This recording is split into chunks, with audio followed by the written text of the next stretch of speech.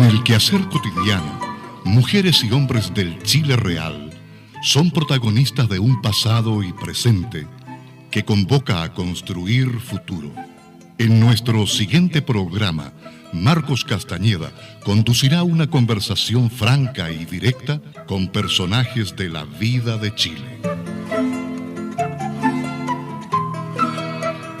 Radio Nuevo Mundo, su red de emisoras y su sitio en internet presentan Testimonios, hechos que merecen ser conocidos, lo relevante de acontecimientos o actitudes en la vida real.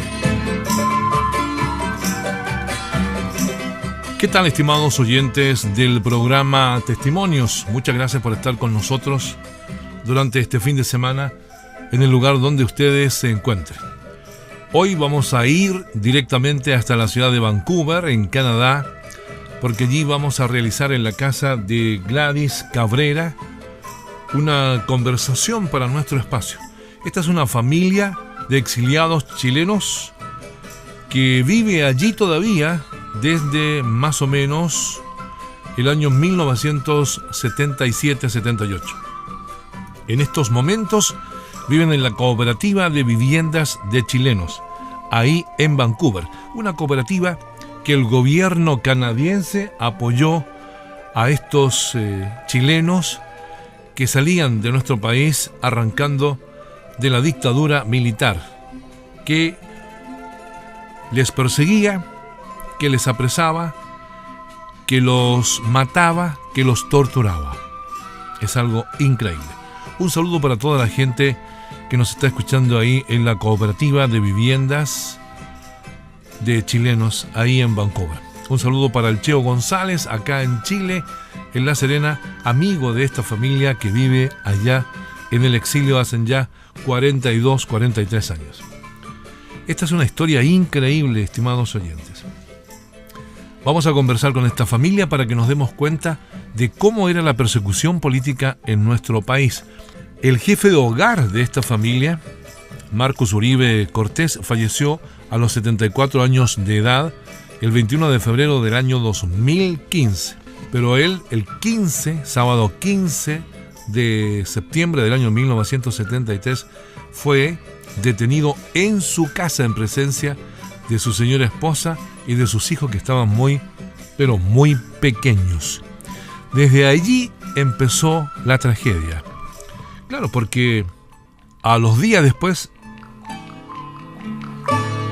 el 16 de octubre de 1973, llegó el asesino de Sergio Arellano Estar con su helicóptero Puma a las 11 de la mañana al aeropuerto de La Serena, y allí se juntó con el coronel del regimiento Arica de La Serena, Ariosto Apostol. Estos criminales bajaron vestidos con tenida de combate. Eran 14 asesinos. Posteriormente, estamos hablando del día 16 de octubre de 1973. En la tarde, tipo 17, 18 horas, habían asesinado a 15 personas ahí en La Serena. Entre ellos estaban Marcos Uribe Cortés y Luis Silva Pino, que no fueron asesinados. O sea, en total eran 17. Y estos dos, uno de ellos el padre de Marcos Uribe, quedó vivo. Eso sirvió posteriormente, estimados oyentes, para que hicieran declaraciones a la prensa indicando quiénes habían torturado a toda esta gente, 17, que estuvieron ahí en el polígono de el regimiento Arica de La Serena, y quiénes los habían torturado y quiénes los habían matado. Pues bien, saludos entonces a toda la familia, la señora Gladys Cabrera, que es la esposa de Marcos Uribe Cortés, que falleció a los 74 años, a Marco Antonio Uribe, su hijo mayor, Alejandra Uribe, su otra hija. Saludamos a Mónica Uribe, que también está participando de este programa. Bienvenida, Mónica. Bienvenida al programa Testimonios. Muchas gracias por tenernos aquí. No, gracias a usted. Gladys, ¿qué tal? ¿Cómo estás? Muy bien, gracias. Gracias.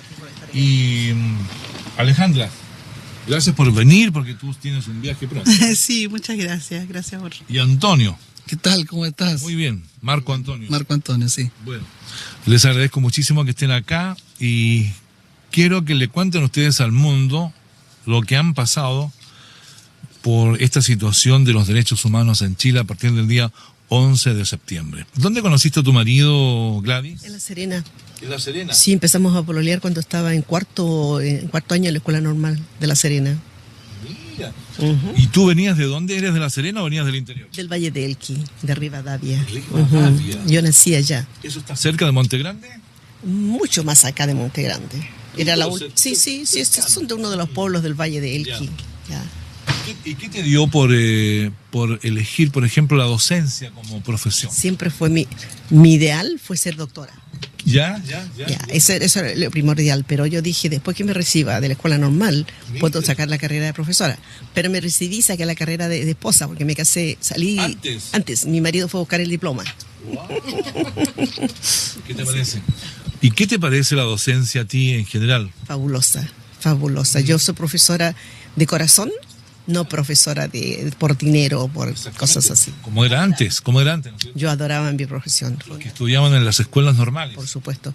Fue una de las cosas por las cuales yo lloré, porque tuve que salir fuera de mi patria. El 73 o 74. Exactamente, ese día negro de Chile. Sí. ¿Y quién es el mayor? Marcos, entonces. Bueno, Marcos, tú eres del año... De 61. No 50, 61.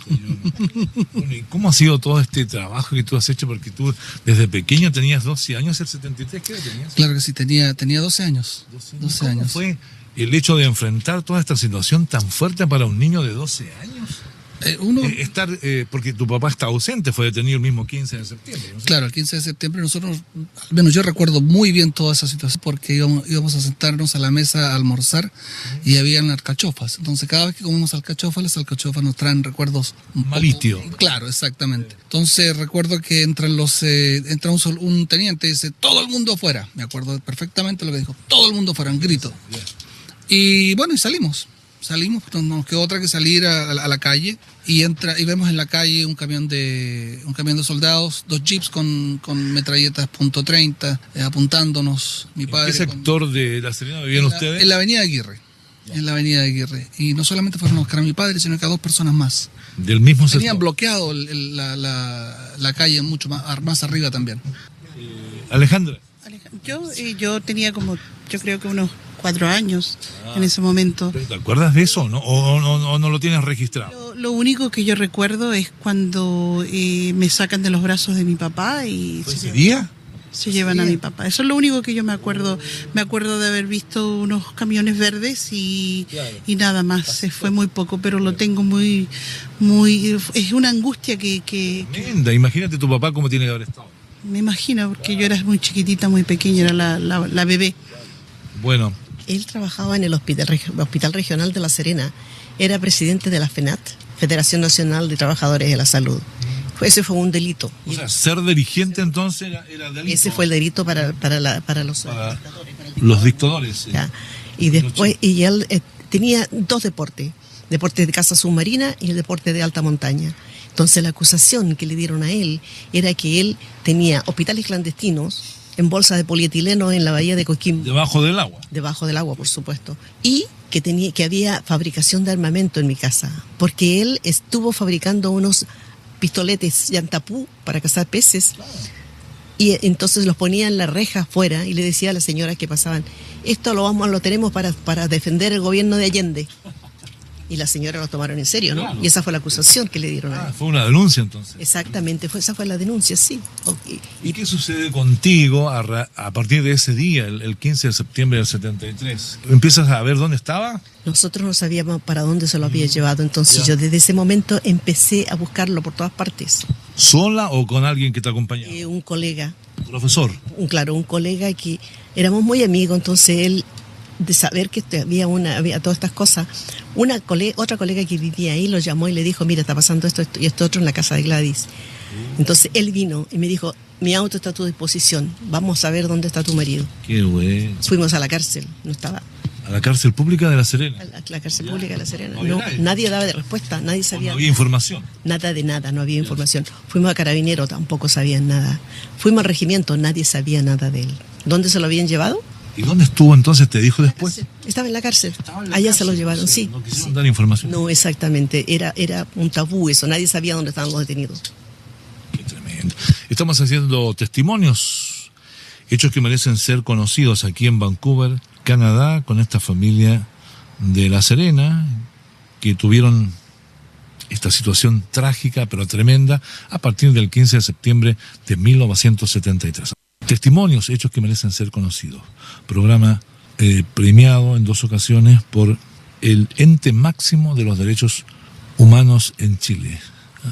Y también ahora, bueno, hemos sido galardonados acá en Canadá por la Cooperativa de Viviendas de Chilenos, que pronto vamos a tener un programa relacionado con ello. Muchas gracias por estar en nuestra sintonía. Nos pueden escribir a marcoslocutor2@yahoo.com. marcoslocutor2@yahoo.com.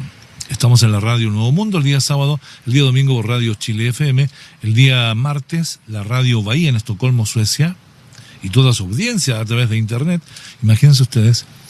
Y el día lunes la Radio Austral de Nueva Zelanda y en Australia. También Radio Down en Chile por frecuencia modulada.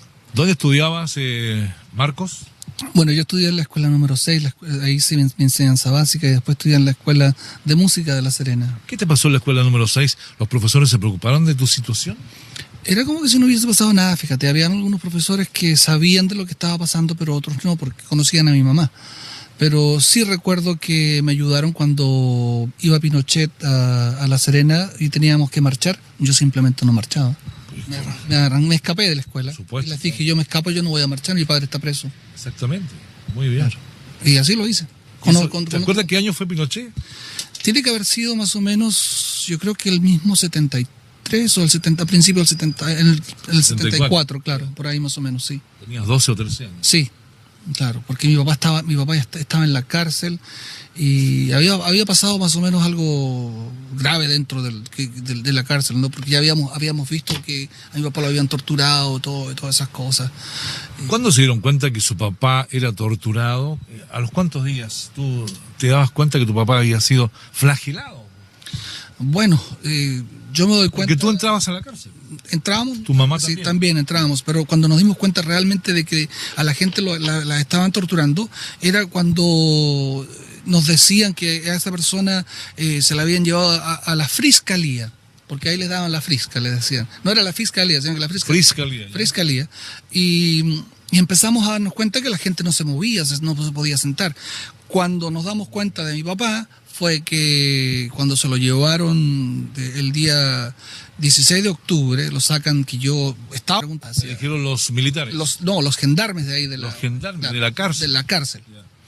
Entonces, yo recuerdo que mi mamá venía caminando por la Alameda con amigos y nos dice lo que pasa, que al papá lo fusilaron, lo mataron, que las niñas hay que cuidarlas, hay que estar claro, estas 2 niñas hay que tener cuidado con lo que se les dice. Y después, a los días después, nos damos cuenta de que a mi papá no lo habían fusilado, no lo habían muerto, y vamos a verlo en la cárcel. Cuando llegamos a la cárcel, mi papá lo primero que nos dice, no me toquen, no me toquen, no me toquen. Mira, ¿te imaginas ustedes? Sobre un cojín. Yo no sé si es la misma memoria que hablas tú. Yo tenía 8 años cuando se llevaron a mi papi, pero tengo memorias grabadas como que si fueran fotografías, totalmente vistazos así, fotografías. Tengo la memoria de el día que llegan los militares a la casa y está mi mami con el perro, Marco Antonio al lado de mi mami, Alejandra en los brazos de mi papi y yo, la más chica en los brazos de mi papi y yo aferrada a las piernas de mi papi. Como decía Marco Antonio, el olor a una alcachofa evoca memorias pero instantáneas de ese día. Si es que no hay día en que una alcachofa se hierva en mi casa que no traiga ese recuerdo. Y Marco se refiere ahora al día en que nos damos cuenta de que... El 16 de octubre. Que el papá estaba muy torturado, que deben haber sido unos días más tarde. Después, 18. 19. Más o menos así. Pero lo que yo recuerdo... ¿Fuiste también? ¿Fuiste? Sí, niña de 8 años, que llego yo corriendo a ver a mi papá y me voy y lo abrazo y lo único que recuerdo es que mi papá dice, no me toquen, y ¿Cómo estaría? Y el tío Cheo, o no sé. Juan González. Sí, me toma al lado y me dice, no, mijita, el papá está muy adolorido, no hay que tocarlo. Qué tremendo. ¿Tú fuiste también a verlo a la cárcel posteriormente? Iba todos los miércoles. Mi hijo, Marco Antonio, se levantaba temprano para ir a sacar un... Tenían que pedir como un ticket así. Había que sacar un número, de lo contrario no te dejaban entrar. Y había que hacer unas filas enormes, kilométricas. El Cheo, yo también he entrevistado al Cheo en Serena, me decía que habían como 500, 600 detenidos. Exactamente, si las filas... ¿Por qué tanta gente? Porque eso eran los locos que acusaban a la gente inocente. Entonces los tomaban a la cárcel para interrogarlos y ver qué es lo que pasaba, a ver qué es lo que hacían. Porque eran acusaciones, falsas acusaciones a la mayoría de la gente. ¿Y tú, Alejandra, dónde estudiaste? ¿También en Serena? Yo estaba muy chiquitita. ¿Cuándo empezaste a estudiar? En la escuela 11, parece, la escuela 11 y después la escuela 2. ¿Cerca de tu casa? Cerca de la casa de nosotros, la escuela 2, sí. ¿Cuándo empezaste a tomar conciencia de todo esto que había pasado en tu casa? Yo, los 10 años. Mis recuerdos son muy pocos, mis recuerdos solamente haber ido a la cárcel también con mi familia a ver a mi papá, pero yo lo único que recuerdo es... 73 era muy pequeño. Un sitio oscuro donde estaba mi padre. Eso es lo único que tengo, yo más recuerdo. No sabía si, no me enteré hasta hace 2 días atrás que lo oscuro era el pasillo de la cárcel.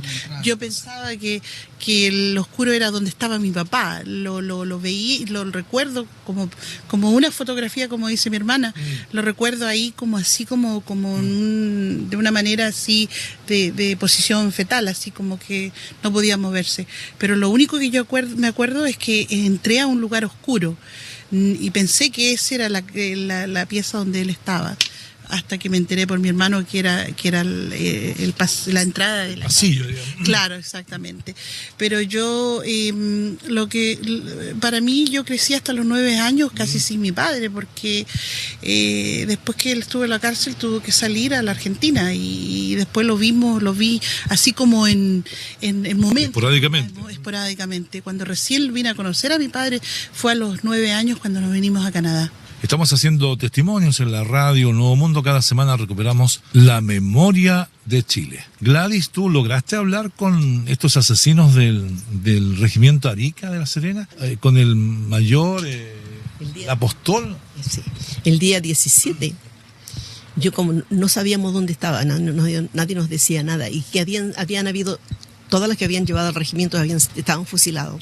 Entonces yo pensaba que también estaba mi marido fusilado. Fui al regimiento a hablar con el apóstol y me dice él, ¿quién viene a buscar? Me dice, estos comunistas, estos fueron los terroristas, se merecen lo que les pasó. Palabras textuales del apóstol. Y no me dijo que estaba vivo. O sea, no te dio ninguna información. No, ninguna información, solamente me recalcó de que eran terroristas comunistas. Sí, es que es lo que han señalado en últimos programas de la televisión, por ejemplo, en Chilevisión hace poco, entregaron información acerca del caso Caravana de la Muerte de La Serena y ese tal Torren, que era un suboficial de 21 años. Teniente, no sé. Teniente. Pero señaló puras tonteras, ¿no? Como por ejemplo el Plan Z. Que nunca hubo un Plan Z. Y que Chile estaba en guerra, por lo tanto tenían que los militares actuar de esa manera que actuaron. ¿Qué guerra, hombre? Nadie estaba en guerra. Ellos fueron los que hicieron la guerra. ¿Sí? Ellos fueron los asesinos que mataron a gente inocente. Mira Jorge Peña Gen, que fue mi profesor en la escuela normal. Un excelente hombre, ¿no? Una persona. 45 años tenía. 45 años tenía. ¿Y qué daño hizo ese hombre? Según este loco, decía que traían en los estuches de los instrumentos metralletas de Cuba. Qué ignorancia más grande. ¿Dónde cabía ahí una metralleta? Por eso te digo que son gente enferma.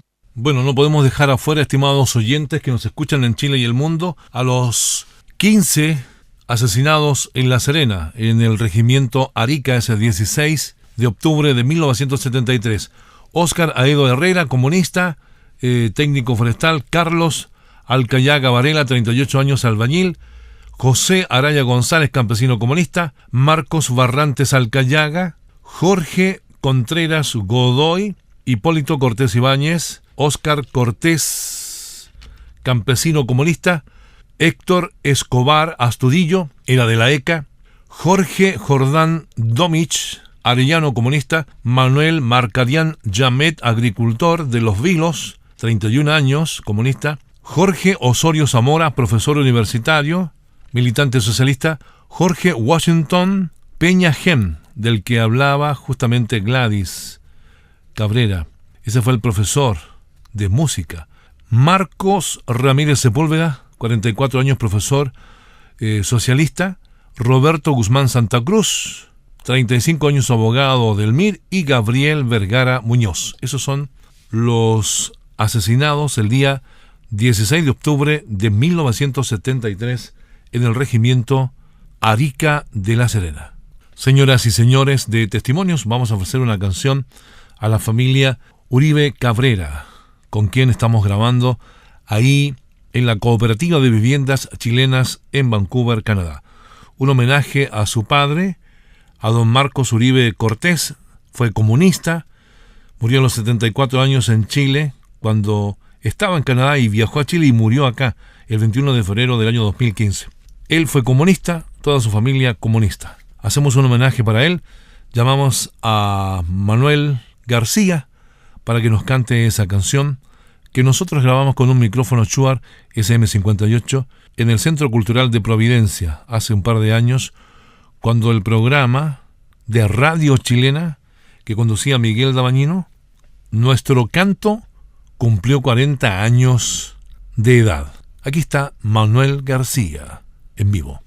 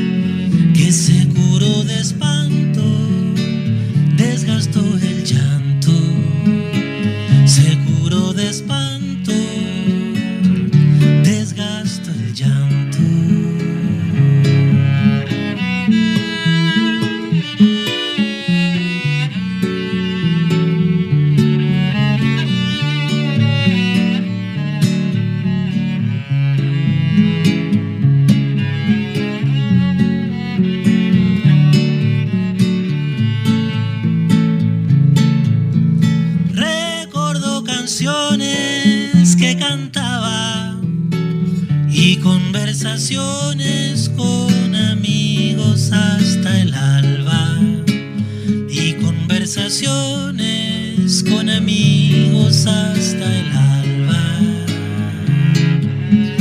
Recordó la esquina de su casa cuando dijo adiós y vio a su madre que lloraba. Cuando dijo adiós y vio a su madre que lloraba,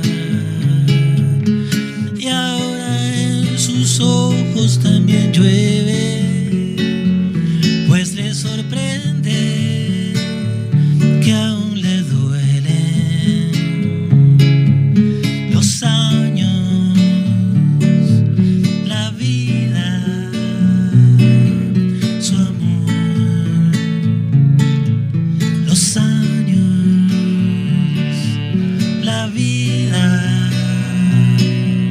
su amor.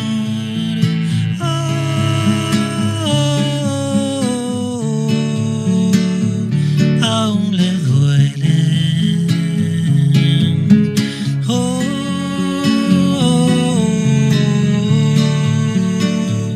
Aún le duele.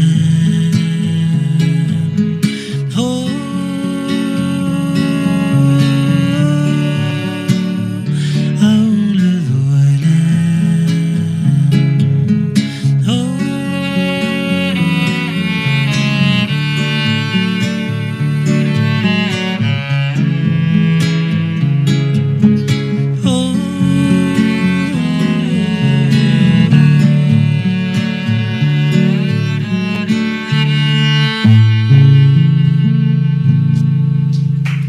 Muchas gracias.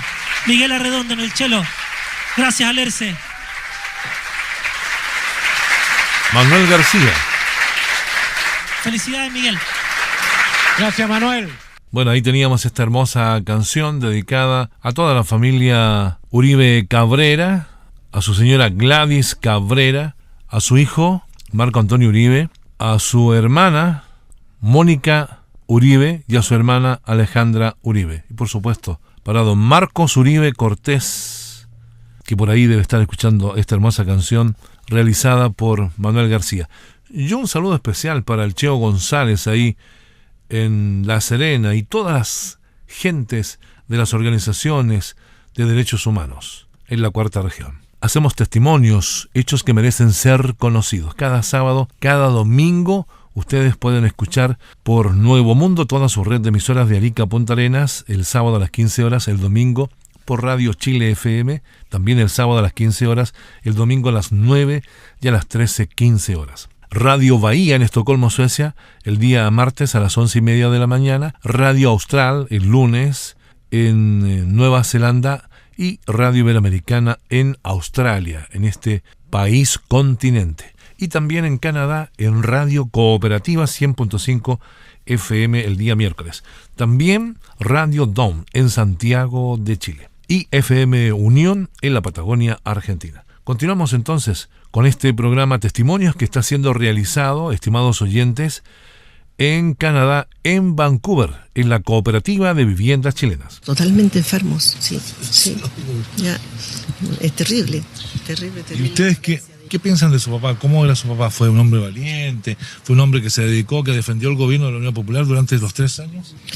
Bueno, mira, yo tenía 8 años, o sea, lo que yo me recuerdo de mi papi es que era un hombre trabajador, un hombre que daba su vida por ayudar a otros. Siempre hubo gente en nuestra casa que alguien estaba ayudando. Trabajo, me acuerdo yo haber hecho trabajos voluntarios, trabajos voluntarios, haciendo cosas. Había que salir en las vacaciones a trabajar, a hacer diferentes situaciones. Sí, me acuerdo yo que salíamos a pintar árboles, ¿te acuerdas? Que para protegerlo de los bichos. Un hombre que se dedicaba a ayudar a otros, que disfrutaba mucho del trabajo social. Del trabajo social y del trabajo también de político.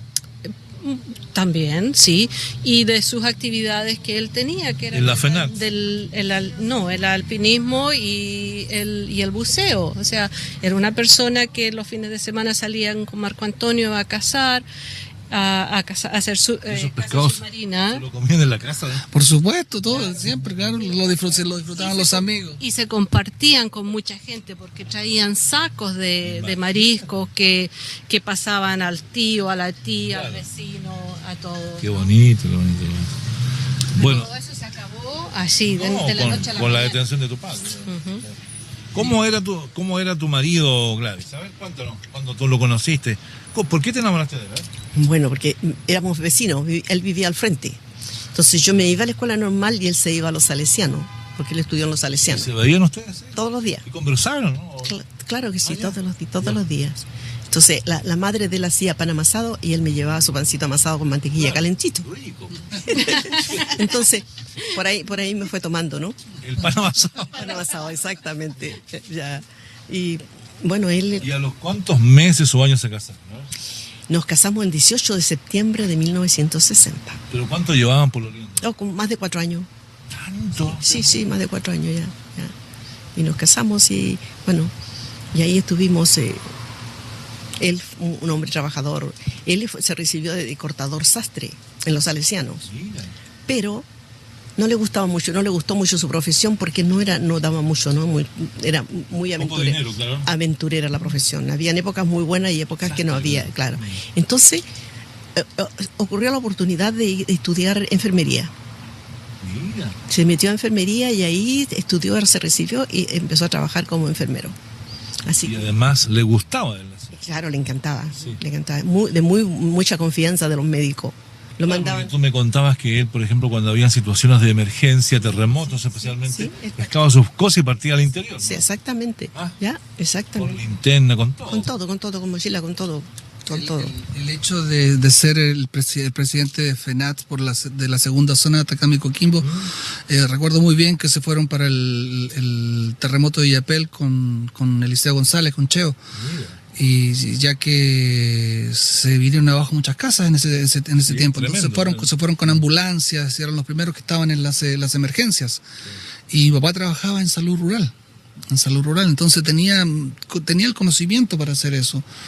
Y era muy dedicado a eso. Entonces me encargaron, mediaguas, y ahí tuvo una anécdota de un gol que FENAT había entregado unas mediaguas. Mi papá pidió unas mediaguas para durante el gobierno de Allende. Exacto, durante el gobierno de Allende, donde pidió unas mediaguas para los trabajadores de FENAT.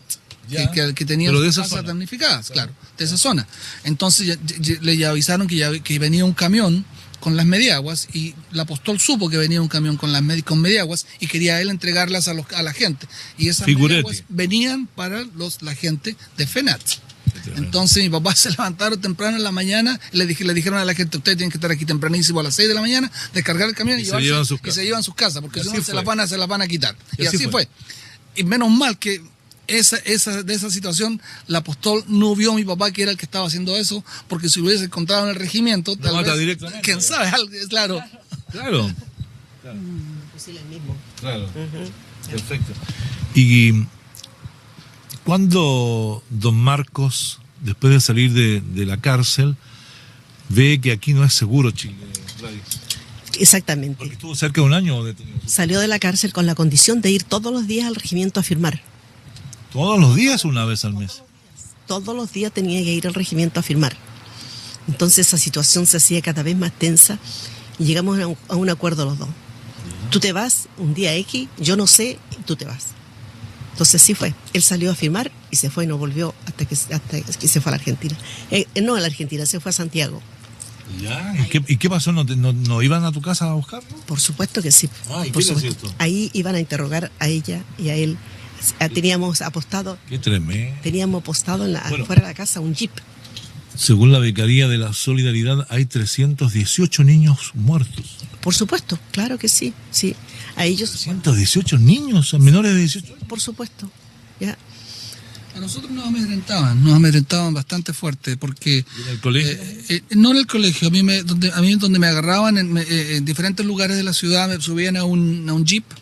Recuerdo muy bien un Land Rover de rojo y blanco, y estaba el mal llamado Paco Blanco, que era Me dice posteriormente Marcos Uribe que el Jeep era un Toyota Land Cruiser.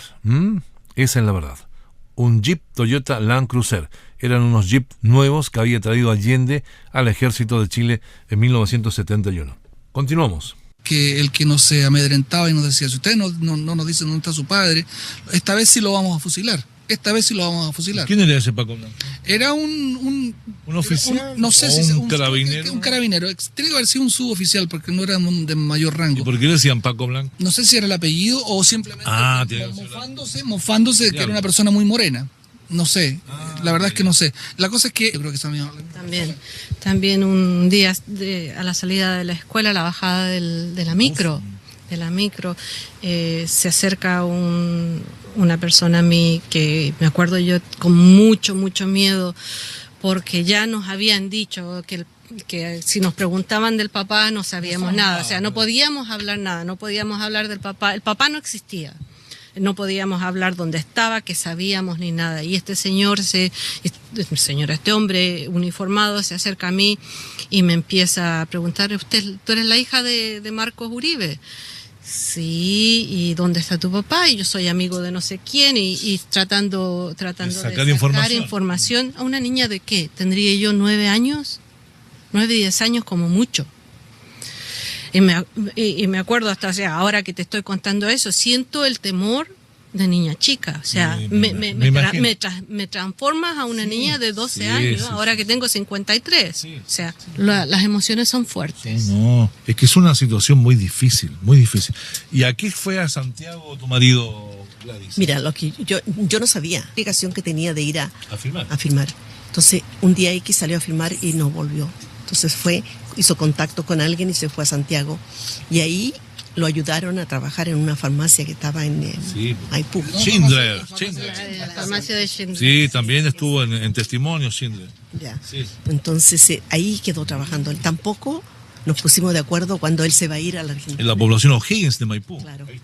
Yo tampoco supe cuando él se iba a la Argentina, porque una amiga mía, muy amiga, lo iba a dejar allá, lo llevaba a Argentina clandestinamente. Entonces desapareció de La Serena, desapareció de Santiago, de la farmacia, y se lo llevaron a Buenos Aires, Argentina. Yo voy a Santiago a buscarlo. ¿Tú vas? A verlo. ¿Y no tenías miedo que te estuvieran siguiendo? Nunca tuve miedo. Seguramente a mí me seguían, pero yo nunca tuve miedo. Voy allá a verlo, a Santiago. Y me ¿Logras? No, porque me dice mi amiga, tu marido no está, me dijo. Tu marido lo llevamos a Argentina. ¿Para qué te cuento? Yo me di la vuelta y me fui a la iglesia de San Francisco a desahogarme. ¿En Santiago? En Santiago, sí. Oye, ¿y cómo logran el contacto con él entonces cuando está afuera? ¿Tú lo logras o no? ¿Cómo se comunica tu papá con ustedes? Con la misma amiga mía. Yeah. Que después, cuando ya lo fueron a dejar a él, ella se devolvió, me llama por teléfono y me dice, Lali, ven, me dice, ven, quiero conversar contigo. Entonces yo partí de La Serena a Santiago y ahí conversamos, porque por teléfono no se podía conversar ninguna de esas cosas. Entonces ahí me dijo, yo fui a dejar a Marco a Argentina, a Mendoza, y ahí va a estar hasta que le llegue algo para que salga de Argentina. Entonces ahí quedé yo solita con mis 3 hijos. Apechugando. Exactamente. Qué tremendo. Así. Me acuerdo yo que en ese tiempo mi mami hacía un trabajo pero impresionante, porque ella era la mamá, el papá, claro, trabajaba 2 o 3 trabajos porque el papá no estaba y con tres niños, con una casa que llevar, ella los trabajaba, como te digo, de lunes a viernes, 2 o 3 trabajos, traía trabajo a la casa, los fines de semana se iba a la feria. ¿No te dabas cuenta de eso? Por supuesto. Ella lavaba, ella planchaba, ella hacía todo. ¿Qué te acuerdas tú, Yo me acuerdo que ella siempre... ¿Tú eres la menor de la familia? Menor, sí.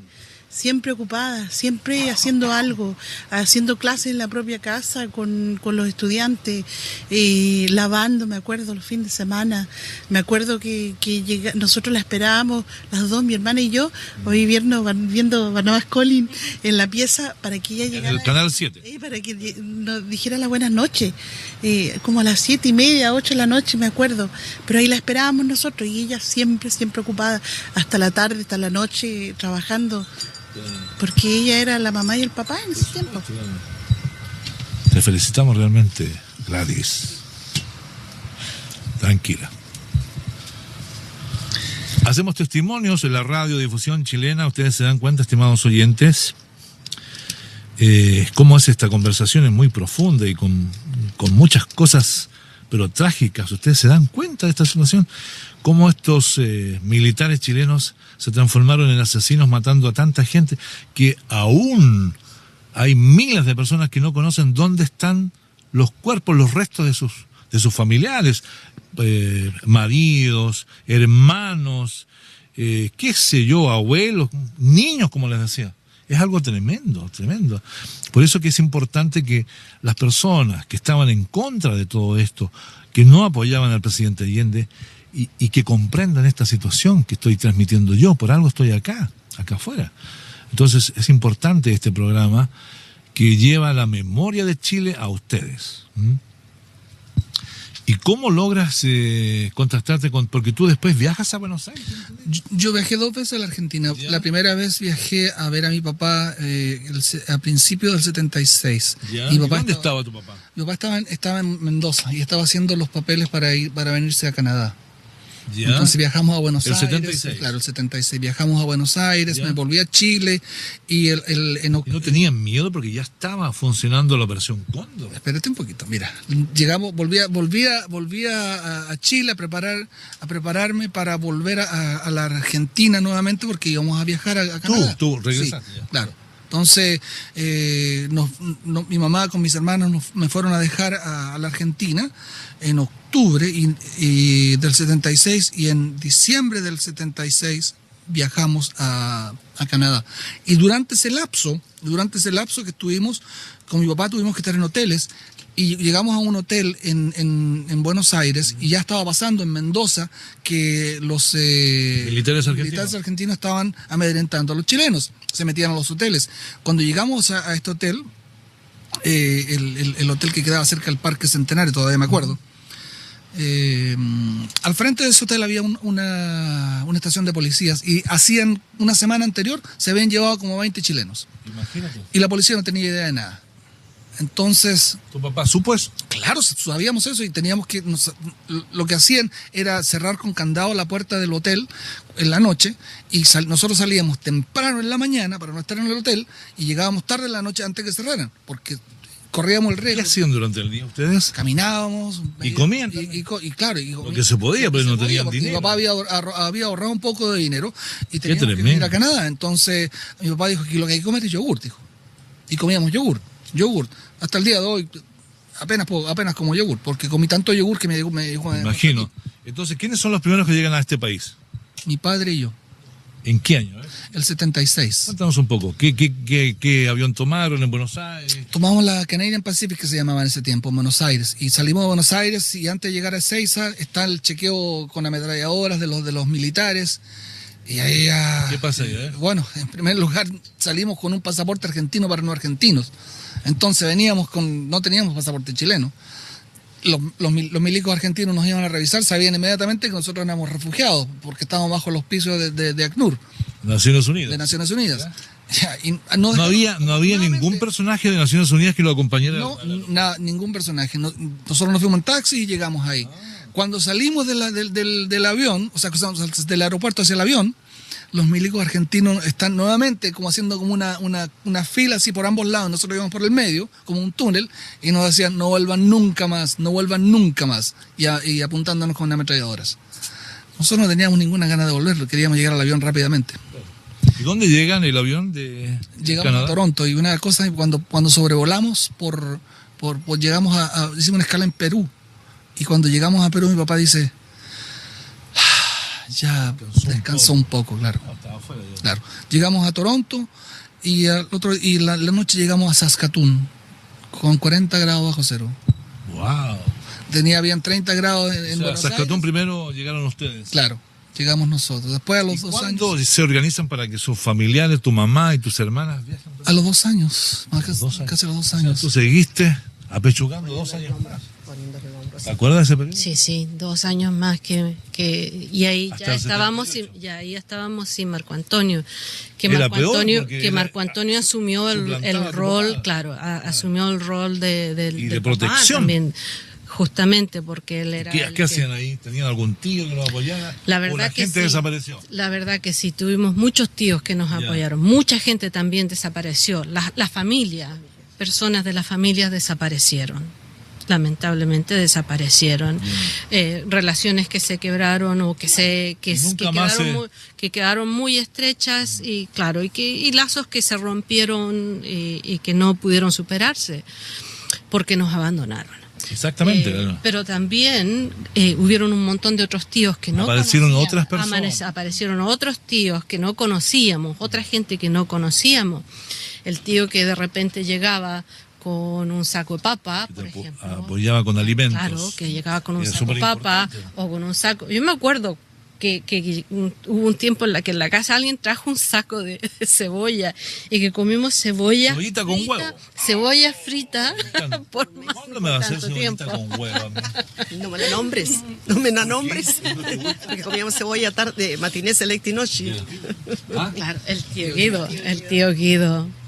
El tío Guido que traía de repente las cosas, eso es cierto. Y el otro señor, no me acuerdo, no sé cuál, mami, Ahumada. pero un tío que llegaba con un carrito que traía pescado. No. Eran amigos de mi papi. Gente que... No lo dejaron solo. No nos dejaron solos. Gente que no conocíamos. Por supuesto. Pero sí, imagínate cuando Pinochet toma el poder a través del golpe de Estado, llega a la cesantía del 40%. Exacto. Por eso que inventó el PEN y el POS, después que era una charlatanería, no sé. Era una cosa, era para las risas. La gente no hacía nada. ¿Y cómo organizas tú entonces el viaje acá a este país, Gladys, con tus dos niños? Mira, ya las circunstancias en Chile ya no daban para más. Yo ya no podía enfrentar más. ¿Seguía las preguntas? Seguía todo, la sí, sí, fíjate, había mucho, pero a pesar de todo, dentro de la escuela había muchas colegas que eran de derecha, Claro. pero ellas a mí no me molestaron dentro del colegio, porque no tenían por qué, no tenían qué hacer. No tenían que sacarte. No tenían nada que sacarme. Yo cumplía mi trabajo, cumplía todo. Pero ya... Pero nadie te decía nada, por ejemplo, el rector o la rectora, no sé. Nada. No, pero siempre habían palabrazos así, que los fulanos acá, que los opelientos, etcétera, etcétera. Y yo tenía que morderme, no podía contestar. Ya, ¿y cuándo salen de Serena hacia la capital para volar? Porque yo le escribo a Marco y le digo, Marco, ya no podemos resistir más aquí, por favor, trata de... ¿Qué se puede hacer? Claro, de hacer la reunificación familiar. ¿Y qué pasa, Marco, sabes? La verdad es que tenían que hacerse 77, exámenes, 78. claro, tenían que hacerse exámenes, había que hacer todo un proceso, un procedimiento. plata. Y bueno, afortunadamente el gobierno de Canadá prestaba dinero en ese tiempo para los pasajes. Y además que ellas estaban un poquito, yo creo que tal vez un poquito reticente en el sentido de que mi mamá no quería dejar Chile. Porque nadie No te querías, ¿sí? No, yo no quería dejar mi profesión, no quería dejar mi familia, no quería dejar mi casa que era nueva. Pero se había venido la mitad de mi corazón a Canadá, entonces ya decidí, nos vamos. Sí. Hacemos testimonios en la radiodifusión chilena. Estamos conversando hoy acá en Vancouver con Marcos Uribe Cortés. O sea, Marcos Uribe es el padre, ya vamos a ver realmente qué es lo que sucedió ese día 16 de octubre. Y estamos con Gladys Uribe, ¿no es cierto?, que es su esposa, la madre de estos chicos que están acá, profesora, con Marco Antonio Uribe, con Mónica Uribe y con Alejandra Uribe. Ustedes escríbanos, díganos si les gusta el programa, si lo sacamos, si los cambiamos de radio, no sé. Ustedes opinen ahí, nosotros con mucho placer vamos a comentar lo que ustedes nos escriban. Vamos a Canadá. ¿Llegan a Saskatoon? Exactamente, el 22 de abril. 27. El 27, sí, el día de los carabineros llegamos, ¿no? Bueno, resulta de que en ese tiempo en La Serena hacía calor, bastante calor, en abril. Vengo yo muy elegantita, con taquitos altos, con traje de 2 piezas. Perdón. ¿Cuántos grados bajo cero te encuentras? Llegamos a Saskatoon. Deben haber habido unos 30 grados, porque lo primero que hago yo, me salgo del aeropuerto a subirme al auto y se me va mi taquito del zapato a la nieve, quedé con la nieve casi más arriba del tobillo. Entonces desde ahí empecé a llorar. ¿Y estos niños? ¿Te acuerdas tú? Claro, sí, me acuerdo. Mira, lo que más yo me acuerdo no es tanto el llegar, pero el dejar Chile, lo trágico que fue eso. Muy fuerte eso, doloroso. Lo doloroso que fue el subirte al bus, nos vinimos en bus conquistadores. ¿Cómo me recuerdo de eso? No sé, pero nos vinimos en los desde bus, La Serena desde La Serena a la Santiago, capital. llorando todo el viaje, porque era una amargura de que dejabas todo. Luego de llegar no me acuerdo tanto lo que haya sido no veníamos con... Como te digo, no sé, es un sentimiento que no te lo puedo describir. Sí, lo entendí. Dejar toda tu vida de botado? una niña, claro, ¿no? De niña. Yo tenía 13 años, o sea... ¿El 77? Eso fue el 77, yo recién había cumplido 13 años. Imagínense ustedes. Es el helicóptero del tiempo. ¿Ah, sí? Sí. Bueno, se nos fue el tiempo. Yo les agradezco muchísimo porque sé perfectamente lo doloroso que ha sido para ustedes todo esto. Pero a pesar de ser doloroso, Mónica, Gladys, Alejandra y Marcos, esto lo tenemos que entregar a la gente. Esto va a quedar en el Museo de la Memoria y va a ser transmitido por la Radio Nuevo Mundo el día sábado. Yo los voy a avisar para que ustedes lo escuchen desde acá. ¿Les parece?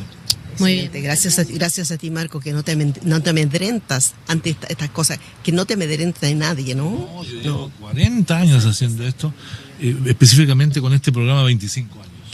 Qué lindo, es una maravilla lo que tú haces. Te felicito. Es muy difícil, porque es muy difícil, porque es difícil para ustedes hablar y también es difícil para mí conocer los antecedentes, ¿me entiendes? Sí. Bueno, muchas gracias. Muchas gracias por todo el trabajo que haces y que sigues haciendo. Felicitaciones, Marco. Sigue adelante. Muy bien. Muchas gracias, Marco. Muy bonito todo.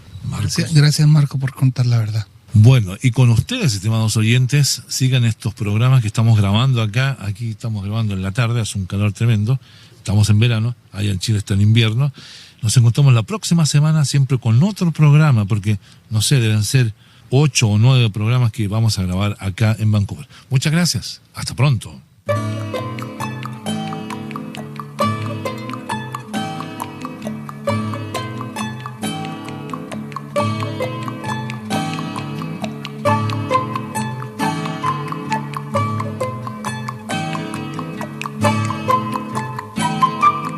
Aquí termina el encuentro de hoy. La próxima semana, en este horario, otros personajes y nuevos testimonios darán fe de hechos. La realización de este espacio está bajo la responsabilidad de Marcos Castañeda como conductor. Radio Nuevo Mundo, su red de emisoras y su sitio en internet agradecen su sintonía para Testimonios.